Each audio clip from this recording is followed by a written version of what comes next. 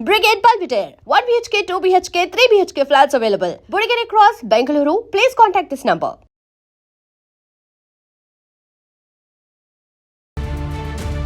ఈ గ్యాప్ లో ఆ పెయిన్ ని ఎలా తీసుకున్నాం? వేరే వైపు కి లైఫ్ ని షిఫ్ట్ చేశారా? ఆ పెయిన్ ని ఎలా క్యారీ చేయగలిగారు? Pain it is almost everyday ఉంటుంది సినిమా ఏంటి అట్లా. ఆ 10 ఏళ్లలో మనం ఎంత హ్యాపీగా ఉన్నా అక్కడ అది ఉంది కదా అని ఒక చిన్న వెల్త్ అయితే ఉంటుంది. త్రిమూర్తుల విషయానికి వస్తే నా దగ్గర ఒక సరదా క్వశ్చన్ ఉంది. హీరోయిన్ పేరు రాసిస్తుంది కదా, మిమ్మల్ని రాసి వదిలేటట్లేదు. వదలట్లా.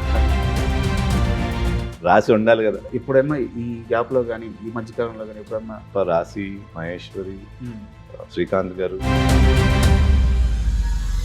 మీ సినిమాల్లోనే ఎందుకు సార్ పాటలు అద్భుతంగా ఉంటాయి? జాబిలమ్మ నీకు అంత కోపమా, జాజి పూల మీద జాలి చూపుమా.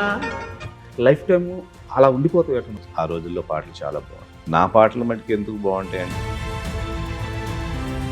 చంద్రబోస్ గారు, సిరివెన్నెల గారు మీకు చాలా అద్భుతమైన పాటలు ఇచ్చారు. యూత్కి బాగా కనెక్ట్ అయ్యే విధానం. యవ్వన వీణ పూలవాన. ఫాదర్ గారు చనిపోయిన తర్వాత మీరు తీస్తున్న ఫస్ట్ ఒకవేళ కానీ నాన్నగారు ఉంటే చాలా హ్యాపీగా ఫీల్ అయ్యేవారు. 100% చాలా హ్యాపీ. ఇలాంటి ఒక స్టార్ హీరోని కొడుకుగా పొందారు, ఎంత ఆనందం పొందుంటారు. డెఫినెట్గా. సో ఈ రోజు ఉండుంటే ఏం మిస్ అవుతున్నారు నాన్నగారు? ఆయన ఎంత హ్యాపీగా ఉండేవారు అనేది అది ఒకటి మిస్సింగ్ ఉంది.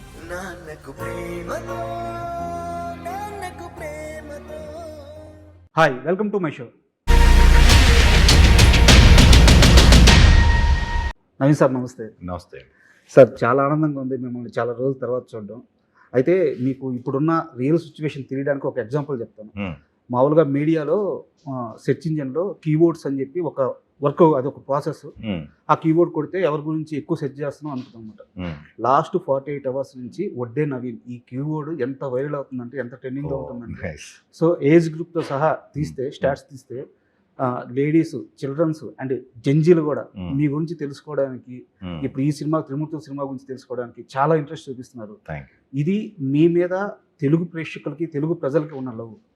10 ఏళ్ల గ్యాప్ తర్వాత కూడా ఇంతమంది ఇంత ప్రేమ చూపిస్తున్నప్పుడు మీకు ఎలాంటి ఫీలింగ్ ఉంటుంది? I'm absolutely thankful. ఎందుకంటే 10 ఏళ్ళ నుంచి నన్ను అలైవ్గా ఉంచింది తెలుగు ఆడియన్స్, నా ఫ్యాన్స్ అండ్ ఎవ్రీబడి. ఎప్పుడు ఏ షోలో అయినా సరే వడ్డే నవీన్ గారు ఎక్కడ, ఆయన ఎందుకు తీసుకురావట్లేదనో, లేకపోతే ఆయన ఏంటి ఎందుకు మీరు అవాయిడ్ చేస్తున్నారనో, అట్లా పాపం వాళ్ళు అవాయిడ్ చేయలేదు, బట్ వాళ్ళ యాంగ్జైటీ కొద్దీ నన్ను గుర్తు చేస్తూ కొన్ని సినిమాలలో లైక్ మ్యాడ్లో కళ్యాణ్ గారు, ఆయన ఇంకో రకంగా గుర్తు చేస్తూ ఇట్లా నన్ను అలైవ్గా ఉంచిన, సినిమాలు చేయకపోయినా అలైవ్గా ఉంచినందుకు I'm really thankful and I really love them. Even మా మీడియా విషయానికి వచ్చాను కానీ iDream media one of the biggest digital platform Telugu స్టేట్స్లో. మాకు ఏదన్నా ఒక మంచి ఇంటర్వ్యూ పోస్ట్ చేసినప్పుడు కింద నవీన్ గారిని ఎందుకు చేయట్లేదు, నవీన్ గారిని ఎందుకు తీసుకురావట్లేదు, ఇది మాకు చాలా, మాకే కాదు సార్, తెలుగు మీడియాలో ఉన్న బిగ్గెస్ట్ మీడియా హౌస్ అన్నిటికి కూడా ఇది ఒకనొక టైంకి మాకు ఎలా అయిపోయిందంటే ప్రెజర్ అయిపోయింది. సో ఫైనల్లీ ఆ డే వచ్చింది. సార్, నేను నేరుగా సినిమా విషయానికి వస్తున్నాను. త్రిమూర్తుల విషయానికి వస్తే, యాక్చువల్గా నేను చాలా ఇంటర్వ్యూ చూశాను, ఎక్కడ ఈ ప్రశ్న రాలేదు. త్రిమూర్తులు సినిమాలో ఉన్న కాన్ఫ్లిక్ట్ పాయింట్ మీ ఇంటి కథ, అంటే క్యారెక్టర్ పరంగా మీ ఇంటి కథ, లేదంటే సమాజంలో ఉన్న ఒక స్ట్రగులింగ్ కాన్ఫ్లిక్ట్ పాయింట్, ఏం చెప్పబోతున్నారు త్రిమూర్తులు? సమాజంలో ఉన్న స్ట్రగుల్కే, but it is related to my father. Okay. So అలాంటి ఒక డిఫరెంట్ పాయింట్. సార్, సో ఇది ఎక్కువ ఎట్లా ఉంటుందంటే, ఒక పోలీస్ కోర్ట్ రూమ్ డ్రామా, ఒక కేస్, ఈ పరంగా ఉంటుంది. అండ్ కోర్ట్ రూమ్ డ్రామా అన్నారు కాబట్టి చెప్తున్నాను, తెలుగులో కోర్ట్ రూమ్ డ్రామాలు చాలా తక్కువ వస్తాయి. వచ్చిన ప్రతిసారి బ్లాక్ బస్టర్స్ అయ్యాయి. అప్పుడు చెట్టు కింద ప్రేటర్ కానీ, మొన్న రీసెంట్గా కోర్టు మూవీ కానీ, సో చాలా రేరు జనాన్ని పట్టుకున్నారు మీరు. అండ్ సార్, యాక్చువల్గా మీరు ఇండస్ట్రీలోకి ఈ 10 సంవత్సరాల గ్యాప్ తీసుకున్న తర్వాత మిమ్మల్ని నవీన్ నువ్వు రావాలి, నీకు ఒక ఫ్యాన్ బేస్ ఉంది, సో ఎందుకు ఆగుతున్నావు అని మిమ్మల్ని చాలా బలంగా అడిగిన ఒక స్టార్ హీరో ఉన్నారు. సో నేనే పేరు చెప్పేస్తాను, చిరంజీవి గారు. మిమ్మల్ని చాలా సార్లు అడిగారు. సో ఒక్కసారి ఆ ఎక్స్పీరియన్స్ చెప్పండి సార్, ఎలా అడిగారు, ఏం అడిగారు ఆయన? అంటే అట్లా అడగలేదు కానీ ఆయనకి పాపం ఎట్లా అంటే, నన్ను ఎప్పుడూ ఒక బ్రదర్ లాగా ట్రీట్ చేస్తారు. ఎఫెక్షన్ ఎందుకో తెలియదు, ఆయన మీద నాకు ఎఫెక్షన్, ఆయనకి నా మీద ఎఫెక్షన్ ఉంటుంది. సో ఆయన పాపం మనసులో ఉండదు ఎందుకు చేయట్లేదు ఏంటి. సో అప్పుడప్పుడు ఎక్స్ప్రెస్ చేస్తారు కానీ బట్ నాట్ ఆల్వేస్. సార్ ఆయన అట్లా కూడా ఇబ్బంది పెట్టరు. అది and me director Teja sir, Kalyan Teja అనుకుంటున్నాను సార్. అతను పూరి జగన్నాథ్ గారి దగ్గర అసిస్టెంట్గా కొన్ని సంవత్సరాలు చేశారు. అవును. అండ్ మోర్ ఓవర్ అతను national award winner short films Meena అని చెప్పేసి. Yeah yeah. సో అలాంటి ఒక కొత్త డైరెక్టర్, సో అలాంటి వ్యక్తిని పిక్ చేసుకోవడానికి కారణం ఏంటి? ఎందుకంటే ఇంత కంబ్యాక్, చాలా పెద్ద కంబ్యాక్, చాలా క్రూషియల్ పీరియడ్ మీ లైఫ్. అలాంటి ఒక ఫేజ్లో అలాంటి ఒక కొత్త డైరెక్టర్ని ఎంచుకోవడానికి కారణం ఏంటి? కమల్ తేజ్ ఏంటంటే ఫస్ట్ ఈ క్యారెక్టర్ నచ్చింది, అది నరేట్ చేసినప్పుడు. Kamal sir director and writer of this film. ఆ క్యారెక్టర్ని ప్రజెంట్ చేసిన విధానం, ట్రాన్స్ఫర్ త్రిమూర్తులు టైటిల్ దాన్ని జస్టిఫై చేసిన విధానం చాలా బాగా నచ్చింది ఈ కథలో. ఓకే. అండ్ ఒకసారి ఇది ఎట్లాంటిది ట్రై చేద్దాం అన్న తర్వాత 1 year నాతో ట్రావెల్ చేసి, కొత్త డైరెక్టర్ ఎందుకంటే ఆ 1 year ట్రావెల్లో 1 year is a long time కదా, ఆల్మోస్ట్ రెగ్యులర్గా కలిసి ఉంటాం. అతను ఏమి చేయగలడు, అతని స్క్రీన్ ప్లే ఏంటి, స్క్రీన్ ప్లే ఎట్లా మార్చాడు ఇంకా బెటర్మెంట్ చేయటానికి, ఆ క్యారెక్టర్స్ని ఎట్లా పర్ఫార్మెన్స్ చేసి చూపించాడు, ఇవన్నీ చూసుంటాం కదా. సో దాంతో కాన్ఫిడెన్స్ వచ్చింది. ఓకే. అండ్ మీరు చాలా ఇంటర్వ్యూలో ఇప్పుడు చెప్పింది ఏంటంటే, నేను ఫేజ్ గ్యాప్ తీసుకునే ఫేజ్ రావడానికి కారణం ఏంటంటే నాకు నచ్చిన, నాకు కావాల్సిన క్యారెక్టర్స్ రాకపోవడము, సో ఆ సినిమాలు రాకపోవడం చెప్పారు. బట్ ఇక్కడ నా డౌట్ ఏంటంటే, ఒడ్డే నవీన్ గారు డే 1 నుంచి కూడా సినిమా అంతా నా మీద నడవాలి, సినిమాలో నేనే కనిపించాలి అన్న పర్సన్ కాదు. ఇప్పుడు ఉదాహరణకి మీకు చిన్న ఎగ్జాంపుల్ చెప్తాను. పెళ్లి బ్లాక్ బస్టర్ మూవీ క్లైమాక్స్లో సుజాత గారు పృథ్వీరాజ్ గారికి విషయం పెట్టి ఆ మండపంకి వచ్చి అట్లా అక్షింతలు వేయంగానే అట్లా నవ్వుతూ అతను పడిపోతారు. ఆ మీద ఒక బ్యాక్గ్రౌండ్లో సాంగ్ ప్లే అయ్యి ఎండ్ కార్డు కూడా ఆమె క్యారెక్టర్ మీదే పడుతుంది. సో ఒక సినిమా క్లైమాక్స్ మొత్తాన్ని సుజాత గారికి ఇచ్చేశారు ఆ వయసులో, మీ సెకండ్ మూవీ. సో అలాంటి ఒక నవీన్ గారికి ఆ డేర్ ఉంది మీకు ఫస్ట్ నుంచి కూడా. అలాంటి నవీన్ గారికి ఆ సినిమాలో ఏ లోపం కనిపించి గ్యాప్ తీసుకున్నారు అనేది అర్థం కాలేదు నాకు. అంటే ఇప్పుడు పెళ్ళి ఎగ్జాంపుల్ నా హిట్ అయిన సినిమాలు ఎగ్జాంపుల్ చెప్తే, పెళ్లిలో క్యారెక్టర్ సెంట్రల్ పాయింట్ సుజాత గారు ఆ కొడుకుది, అది మెయిన్ క్రక్స్. ఆ సినిమా ఆడుతుందంటే దాని మూలాన అది నచ్చితే ఆడుతుంది, లేకపోతే ఆడదు. సరే దాని మూలాన మనకు పేరు రావచ్చు, నేను కూడా యాడ్ అవ్వచ్చు, అది వేరే విషయం. First cinema is important, then character. So నేను అప్పుడు ఫ్రెష్ కాబట్టి నాకు అంత ఎక్స్పీరియన్స్ లేదు, అంతంత పర్ఫామ్ చేయగలను కూడా నాకు కొంత ఎక్స్ప్లోర్ అయితేనే కదా తెలిసేది. సో అట్లా ఉండేది. దెన్ తర్వాత మన సిచ్చుడు, స్నేహితులు, ఇవన్నీ కొంచెం నార్మల్ క్యారెక్టర్స్ లాగా వచ్చింది. ఈ చేస్తూ ఉండగా చాలా బాగుంది వచ్చింది. అక్కడ మళ్ళీ క్యారెక్టరైజేషన్ మీద ఇంపార్టెన్స్తో అది చేయటం, అట్లా 1 by 1 ఇవాల్వ్ అవటం అయింది. అగైన్ నా ఊపిరి వచ్చేటప్పటికి మొత్తం ఈ క్యారెక్టర్దే ఉంటుంది, but it's entirely different character. So అట్లా ఎన్నుకోవటం జరిగింది. సో అంటే అలాంటి ఒక ప్రయాణం తర్వాత లాస్ట్కి వచ్చేలేకే మీ మనసుకు నచ్చలేదా? ఇప్పుడు ఈ క్యారెక్టర్లు చెప్పాను కదా, ఇట్లాంటి క్యారెక్టర్లు మళ్ళీ ఇంకా రాదు. మళ్ళీ హీరోగా వస్తున్నాయి, క్యారెక్టర్ ఆర్టిస్ట్గా వచ్చినాయి ఇన్ బిట్వీన్. బట్ వాటిల్లో నాకు పర్ఫామ్ చేయడానికి కానీ యాంగ్జైటీ అండ్ ఇంట్రెస్ట్ క్రియేట్ అవ్వాలి. బట్ సినిమాని వదలడం అంత ఈజీయా సార్? అంటే మీకు ఒక చిన్న ఎగ్జాంపుల్ చెప్తాను. జీవితంలో అన్నీ ఉన్న ఒక కుర్రాడు, ఈవెన్ బీటెక్ చదివేటప్పుడు కూడా ఒక సొంత కారు వేసుకొని సొంత కారులో దిగే ఒక కుర్రాడు, యాక్టర్ అవ్వాలని నిర్ణయించుకున్న తర్వాత ఒక బిల్డింగ్లో టాప్లో ఒక రూమ్ మొత్తం తనకి డ్యాన్స్కి, యాక్టింగ్కి కేటాయించేసుకున్న ఒక కుర్రాడు, సినిమాని అమితంగా ప్రేమించే రెయిన్బోలు ప్రాక్టీస్ చేసిన ఒక కుర్రాడు, 10-12 ఏళ్ళ కెరీర్ గ్రాఫ్లో 30కి పైగా సినిమాలు చేసిన ఒక కుర్రాడు, సినిమాని వదిలేయడం అంత ఈజీయా? చాలా కష్టం, చాలా కష్టం. కానీ ఎంత కష్టమైనా నాకేమనిపించిందంటే, ఒకటి నాకు ఇంట్రెస్ట్ క్రియేట్ అవ్వకపోవటం, ఇది అలాంటి సబ్జెక్ట్స్ రాకపోవటం. ఇంకోటి, ఎన్నిసార్లని ఆడియన్స్ని డిసప్పాయింట్ చేస్తాం. మన ప్రేక్షకులు ఉన్నారు, తెలుగు ప్రేక్షకులు, ఫ్యాన్స్ ఉన్నారు.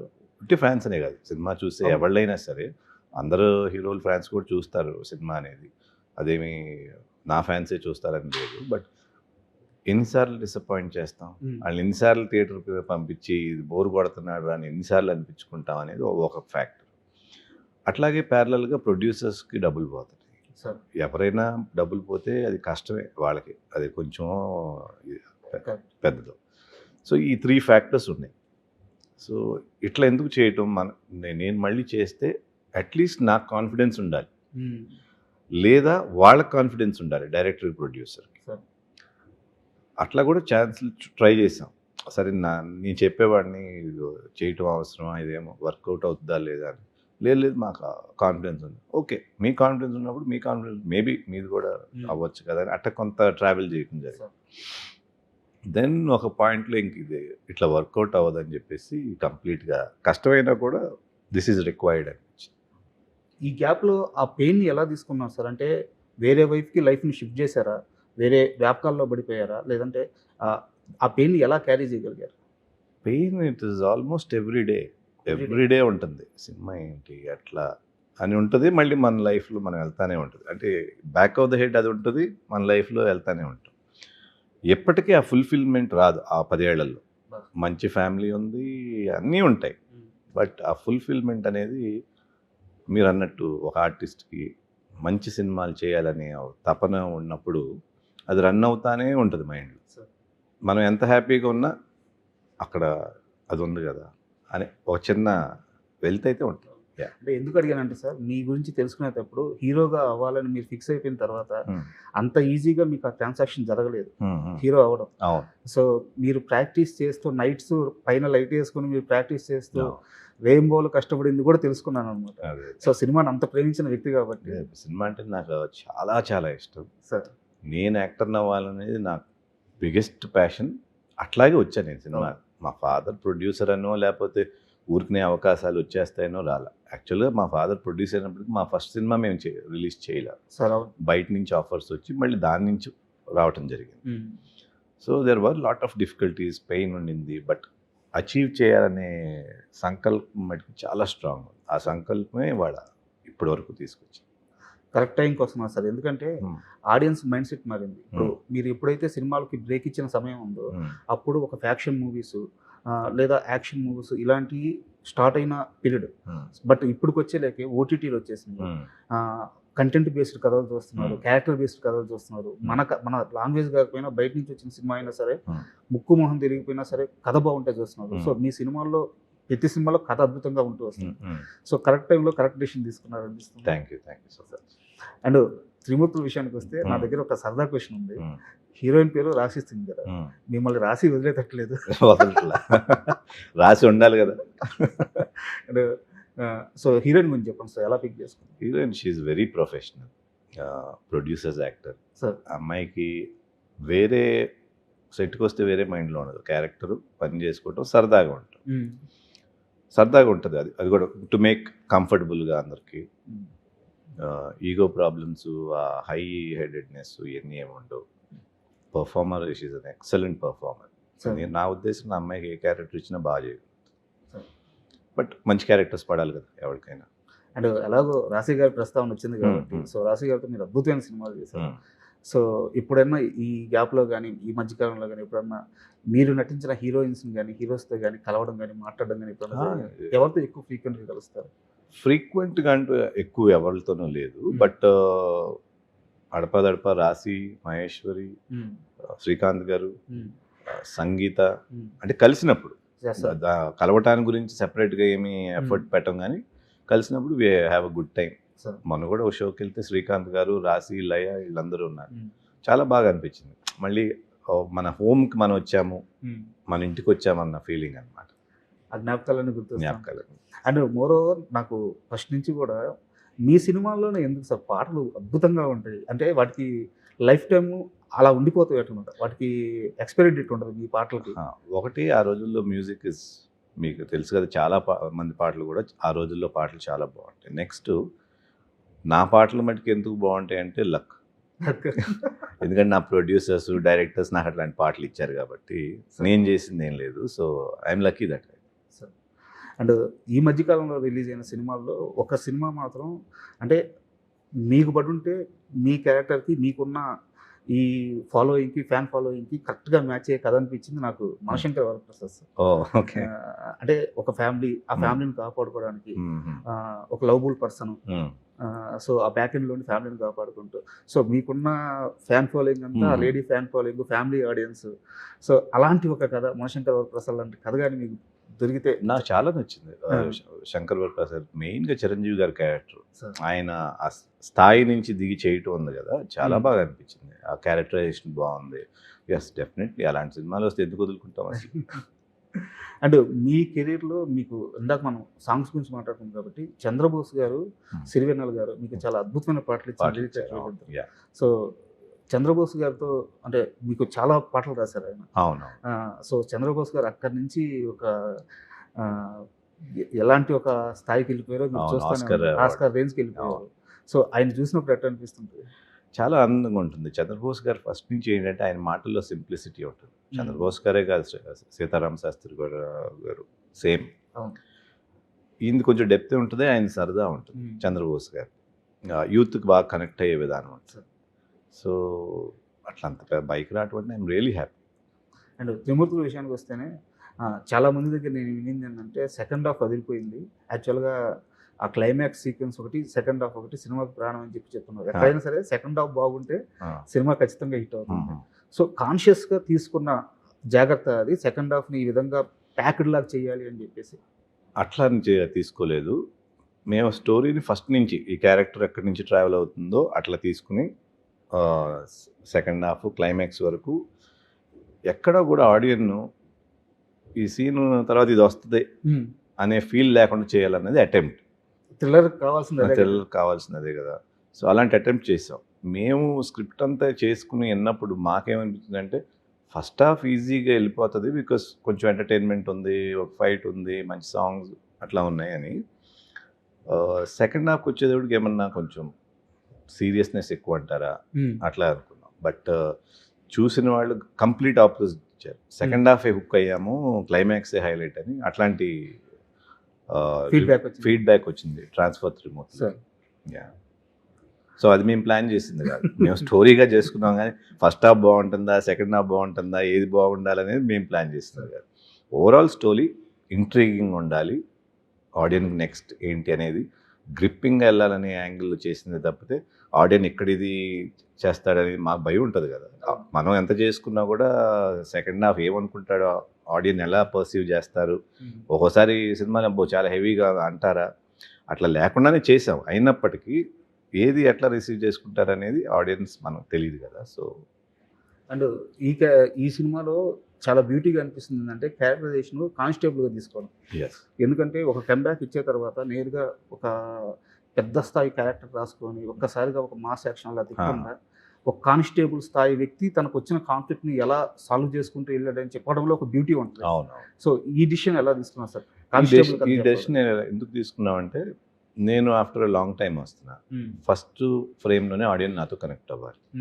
ఇది కాన్షియస్గా తీసుకుంది. రాగానే వీడు ఎన్కౌంటర్ స్పెషలిస్టు లేకపోతే ఒక ఎస్ఐ క్యారెక్టర్ దిగంగానే డైనమిక్ అట్లా ఉండకూడదు. కామన్ మ్యాన్కి దగ్గరగా ఉండి ఫస్ట్ త్రిమూర్తుల క్యారెక్టర్ని లైక్ చేయాలి, స్లోగా లవ్ చేయాలి, స్లోగా అటాచ్ అయిపోవాలి అనే పాయింట్ ఆఫ్ వ్యూలోనే క్యారెక్టర్ని అండర్ డాగ్ కింద తీసుకున్నాం. అండర్ డాగ్ అంటే ఒక చిన్న కానిస్టేబుల్.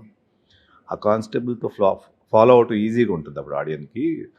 ఈడేంటర్ ఎంత పెద్దగా ఏదో హైఫై హీరో లాగా వచ్చాడు అట్లా ఉండకూడదు.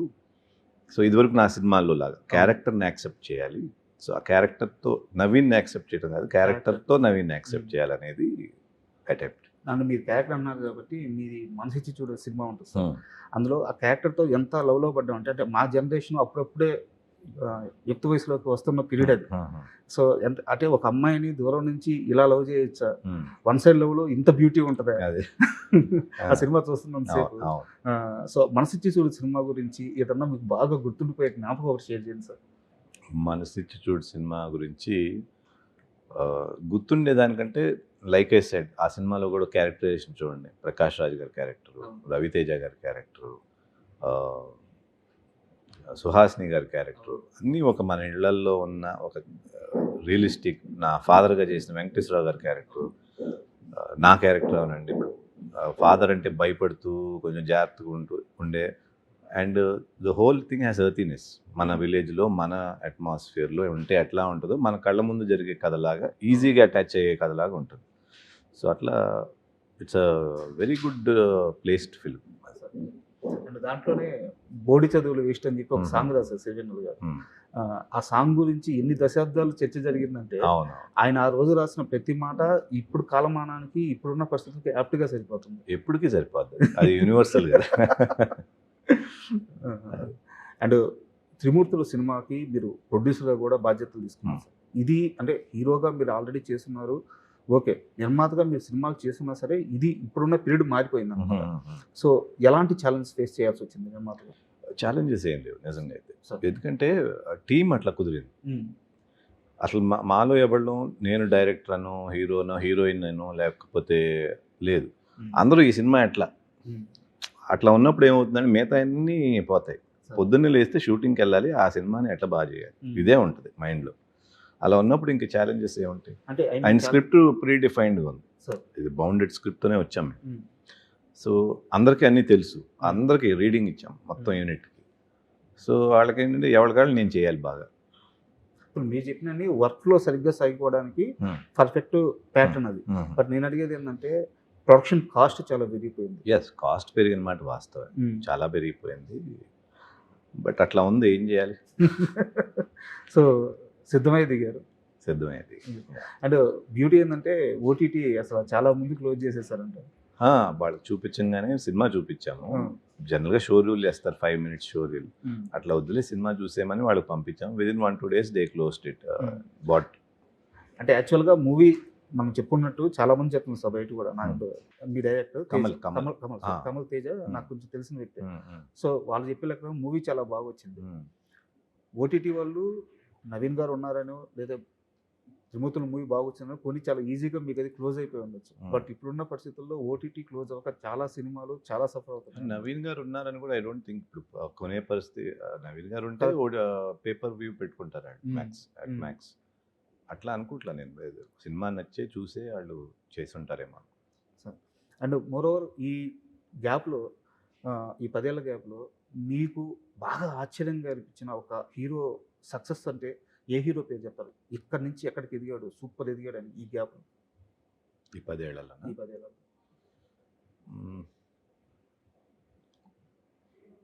అల్లు అర్జున్. ఎందుకంటే పుష్ప ఎక్స్పెక్ట్ చేయలేదు కదా అంత బ్లాస్ట్ అవుతుంది.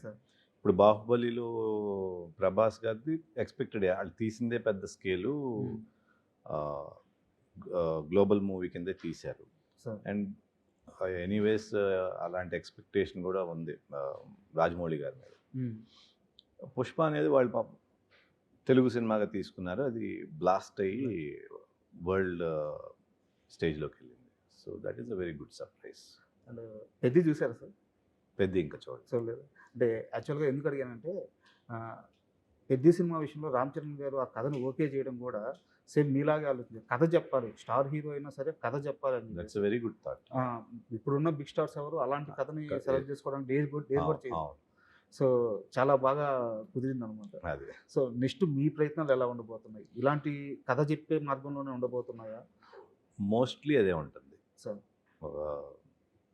అలా చేయాలని ఉంది, చూడాలి మనకి ఎట్లా ఇది వస్తుందని. సార్ అండ్ త్రిమూర్తుల విషయంకి వస్తే ఆడియన్స్కి ఏం చెప్తారంటే మిమ్మల్ని చూడడానికి ఖచ్చితంగా మీ ఫ్యాన్స్ అలాగో వచ్చేస్తారు. మిగతా ఆడియన్స్కి అయినా సరే త్రిమూర్తుల్లో ఇది ఉంది, ఇది బలంగా చెప్పబోతున్నాం అని చెప్పడానికి ఆ సేల్ పాయింట్ ఏంటి? Sale point conflict. Trimurthulu face అయ్యే కాన్ఫ్లిక్ట్ అనేది it will be very different. ఇప్పుడు మనం కంపేర్ చేసుకుంటే it will be unique conflict అనేది. కొత్త పాయింట్. అది ఫాదర్ ద స్టోరీ లాగా స్టార్ట్ అవుతుందో లేకపోతే ఒక కానిస్టేబుల్స్ లాగా స్టార్ట్ అవుతుందో, ఎక్కడ లాక్ అవుతుంది అనేది కొత్తగా ఉంటుంది ఆ కాన్ఫ్లిక్ట్. ఆ కాన్ఫ్లిక్ట్ నుంచి ఎండ్కి వెళ్ళే వరకు ఏమవుతుందని యాంగ్జైటీ ఉంటుంది. అట్లా మేము డిజైన్ చేసాం. సో అదే ఆడియన్స్ కూడా ఫీల్ అయితే మటుకి it will be very nice. And నాకు తెలిసి మీ ఫాదర్ గారు చనిపోయిన తర్వాత మీరు తీస్తున్న ఫస్ట్ ఒకవేళ కానీ నాన్నగారు ఉంటే చాలా హ్యాపీగా ఫీల్ అయ్యేవారు. 100% చాలా హ్యాపీ. ఆయనకి అంటే ఒక సింహం అని చెప్తారు ఆయన్ని. అంతే. ఆయనకి నచ్చిన పని నచ్చినట్టు, అంటే ఆయన లాభ నష్టాల గురించి చూసుకునేవాళ్ళు. అవును. తీసిన సినిమాలు కూడా మామూలు సినిమాలు కాదు. సినిమా అంటే ఫ్యాషన్ ఉంటుంది. ప్యాషన్. మీలాంటి ఒక పెద్ద స్టార్ హీరోని కొడుకుగా పొందారు, ఎంత ఆనందం పొందుంటారు. డెఫినెట్గా. సో ఈ రోజు ఉండుంటే ఏం మిస్ అవుతున్నారు నాన్నగారు? ఆయన ఎంత హ్యాపీగా ఉండేవారు అనేది అది ఒకటి మిస్సింగే ఉంటుంది ఎట్లయినా సరే. అంటే సినిమా అవుట్కమ్ అనేది ఇంకా ఆడియన్స్ చెప్పాలి, బట్ ఈ సినిమాని ఇట్లా తీసావు నువ్వు అనేది ఆయన చూసుంటే ఇంకా బాగుండేది. సార్ అండ్ మీ అబ్బాయి ఈ సినిమా ప్రెజెన్స్ అనగానే కొంచెం అందరికీ ఇంట్రెస్ట్ క్రియేట్ అవుతుంది. సో ఫ్యూచర్ ప్లాన్స్ ఏమైనా ఉన్నాయా సార్? ఇప్పటికైతే ఏమీ లేదు, but present Vadde Jishnu presents అని వేసాము. So let us see. Sir thank you very much sir. Thank you so much. And for more videos, Please subscribe to iDream. Please subscribe to iDream. Please subscribe iDream. And please subscribe to iDream. For more videos, subscribe to iDream. please like, share, and subscribe to the channel. Congratulations, iDream. Subscribe to iDream. Subscribe to iDream. So, subscribe to iDream Media. iDream team అందరికి huge congratulations. Please subscribe iDream Media. Please subscribe to iDream. Subscribe iDream. Please subscribe to iDream.